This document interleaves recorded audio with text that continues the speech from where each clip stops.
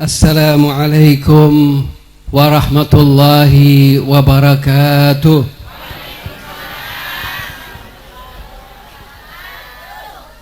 Alhamdulillahi rabbil alamin. Wassalatu wassalamu ala Sayyidina Muhammadin ar-rasulil amin wa ala alihi wa sahbihi ajma'in, amma ba'du. Alhamdulillah, kita saat ini berkumpul bersama-sama para habaib, orang tua-tua kita, wabil khusus Sayyidul Walid Al-Am Al-Habib Umar bin Abdullah bin Saleh As-Sagaf, Al-Habib Saleh bin Abdullah bin Saleh As-Sagaf, Al-Habib Ja'far bin Abdullah bin Saleh As-Sagaf, dan para habaib yang lain yang tidak kami sebut namanya, dan juga para masyayikh, para hadirin, para asatid, para hadirat rahimakumullah yang dimuliakan Allah Subhanahu wa taala, dan mudah-mudahan mendapatkan keberkahan dari majelis ini. Amin amin ya rabbal alamin. Para hadirin yang dimuliakan Allah Subhanahu wa taala, sebenarnya ampun cukup sudah yang disampaikan oleh Habib Umar, memotivasi kita, memberi nasihat kepada kita. Tak pati paham. Mon Pak Raden oneng ongku nika. Ampun cukup Pak Raden nyampe agi bahasa Madura ke sampian. Mon gula nika imtisal al-amr. Sebenarnya sudah cukup apa yang disampaikan oleh Habib Umar, cuma karena diperintahkan maka saya harus berbicara di tempat yang mulia ini yang sebenarnya tidak pantas untuk menyampaikan. Para hadirin yang dimuliakan Allah Subhanahu wa taala, kita dipompa dengan semangat untuk kerinduan kepada baginda Nabi Muhammad sallallahu alaihi wasallam. Bersolawat yang hanya 3 jam. Kalau lihat Nabi sallallahu alaihi wasallam 40 hari di Khandaq, 40 hari menjaga kota Madinah dari serangan kufar, 40 hari, 3 hari tidak makan batunya, ditaruh batu di perut beliau sallallahu alaihi wasallam.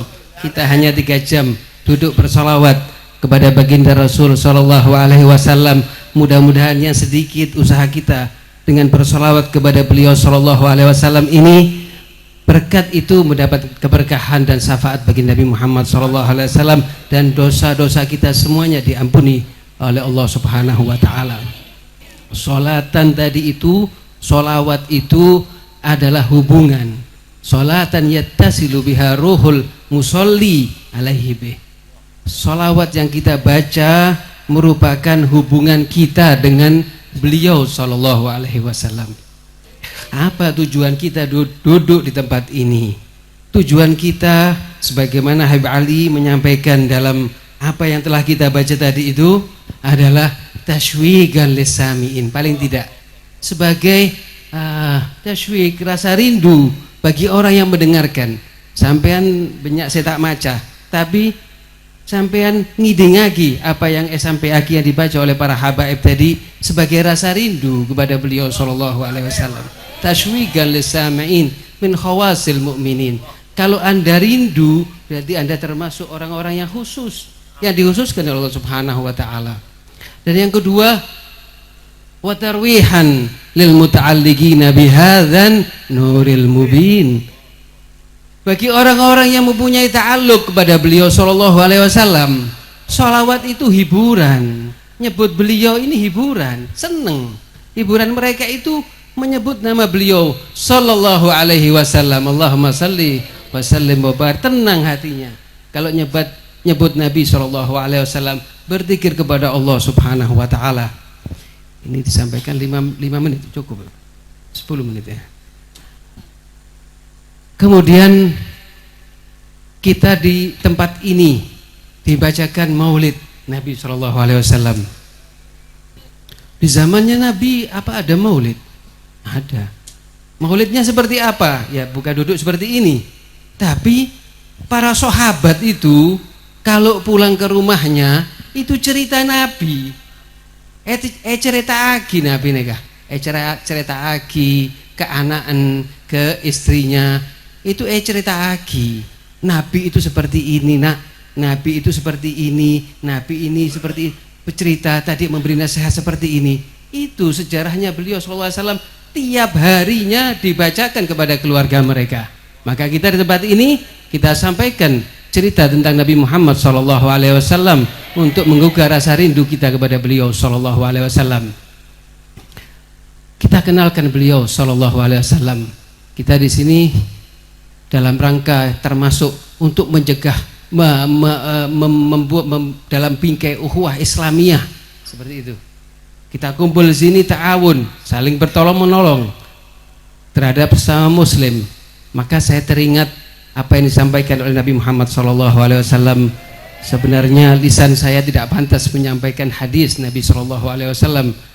Saya diceritakan itu Al-Habib Muhammad bin Ahmad Muhdar yang di Bondowoso makamnya itu, ditanya oleh salah seorang, ditanya tentang hadis, di stop, tanya hadis, ambukade, berhenti dulu, saya mau masuk dulu, masuk mandi beliau, wudu, kemudian memakai serban, saya disuruh pakai serban, pakai serban, iya, pakai imamahnya, dipakai jubahnya, dengan karena apa? Kemudian datang dengan beberapa waktu yang cukup lama. Kemudian apa yang engkau tanyakan? Kemudian ditanya mengenai hadis dan beliau menjawabnya, ya Habib, kok sampai segitu? Sampai untuk menjawab satu hadis harus mandi, harus seperti ini. Ya fulan, ini yang disampaikan kalamnya Nabi Muhammad SAW untuk mengagungkan Nabi Muhammad SAW. Seperti itu. Maka dalam bingkai ini rasanya agak lama kalau saya sampaikan. Perlu dibentuk apa yang disampaikan oleh Nabi SAW. Yang dasar aja dengan singkat saya sampaikan. Nabi SAW berpesan, karena banyak untuk menciptakan ukhuwah Islamiyah ini diperlukan banyak dari apa haknya seorang muslim terhadap muslim yang lain. Nah, ini harus perlu ditekankan karena banyak haknya muslim terhadap muslim itu banyak sekali. Tapi diantaranya apa yang disampaikan Rasulullah SAW adalah idza laqaituhu fasallim alaih. Kalau bertemu seorang muslim yang satu dengan muslim yang lain, sampaikan salam. Assalamualaikum warahmatullahi wabarakatuh. Itu saya teringat ceritanya Al-Habib Abu Bakar bin Husain As-Sagaf. Itu anak-anak kecil dikasih salam. Habib Umar juga saya lihat sendiri, ada anak kecil, ada siapapun, beliau menyampaikan salam. Karena banyak semangken nekah, anak kene, oh kene nekah, tak beri salam. Kadang-kadang pakai kopiah, satunya pakai kopiah, satunya pakai kopiah, tak kenal tapi tak beri salam. Loh, ini apa ini? Berpapasan santri kadang. Ini harus kasih salam. Assalamualaikum. Kita jawab yang lebih baik atau sama dengan jawabannya. Kalau assalamualaikum, waalaikumsalam, kita tambahi warahmatullah. Harus kita biasakan. Kalau kita lewat di tempat orang, permisi boleh, permisi lenon ya, manggil non apa itu? Lenon. Assalamualaikum, tambahkan lagi. Seperti itu. Kemudian yang kedua adalah wa idza da'aka fa'ajibhu. Kalau seorang muslim itu mengundangmu, maka hadiri atau datangi, penuhi undangannya. Nah, kita senangkan hatinya seorang muslim karena menyenangkan hatinya muslim itu adalah ibadah yang termasuk ibadah yang mulia di sisi Allah Subhanahu wa taala. Wa idzan tansahaka fansahhu. Kalau dia itu minta nasihat, sampean beri nasihat yang baik. Sampean kasih nasihat kepada anak-anak muda, kepada orang-orang yang meminta nasihat. Alhamdulillah kita diberi nasihat oleh beliau Habib Umar untuk kepada kita semuanya, nasihat-nasihat yang baik.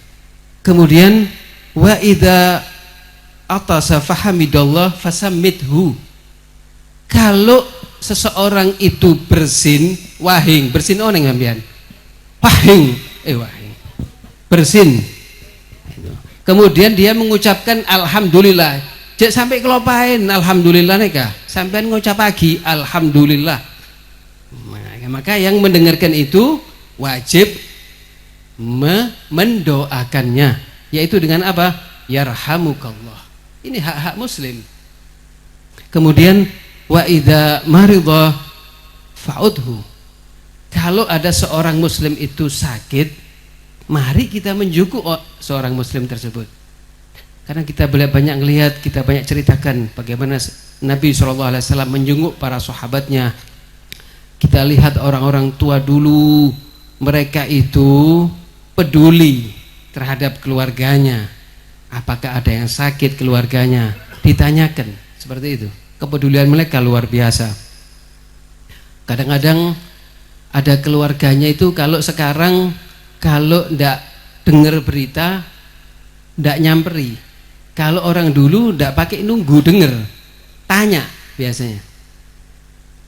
Gimana fulan itu? Deremah orang nikah, deremah tretan nikah, deremah reng sepo nikah, deremah ponakan nikah, deremah paman nikah, deremah. Gitu. Kabarnya seperti apa? Dicari. Kalau memang perlu bantuan, mereka akan dibantu. Seperti itu. Wa idza mata fatba'hu. Kalau seorang muslim itu meninggal, maka wajib bagi kita untuk mengantarkan jenazah dan mengurus jenazahnya. Itu diantara sebagian 6 yang disabdakan oleh Nabi SAW. Di samping itu banyak hak-hak muslim terhadap muslim yang lain, karena seorang muslim dengan muslim yang lain kalbunyan, seperti bangunan yang saling mengokohkan satu sama yang lain. Yang satu gembira, yang lain ikut gembira. Mon beda sing sedih, norok sedih. Cek sampai balik. Mon kalau ada seorang muslim yang sedih, kita gembira. Jangan sampai seperti itu. Kalau ada seorang muslim yang bersedih, kita ikut bersedih dan mendoakannya, membantunya. Dan kalau ada seorang muslim yang bergembira, kita tidak boleh hasud, akan tetapi kita mengucapkan alhamdulillah dan ikut gembira dengan kegembiraan mereka. Mudah-mudahan sedikit yang disampaikan dalam majelis ini, dan mungkin agak terlalu panjang, mudah-mudahan ada manfaatnya, dan apabila ada kesalahan maka itu dari saya. Kalau itu betul, maka itu adalah inayah dari Allah Subhanahu wa taala. Hadza minni wa lahu minkum. Wassalamualaikum warahmatullahi wabarakatuh.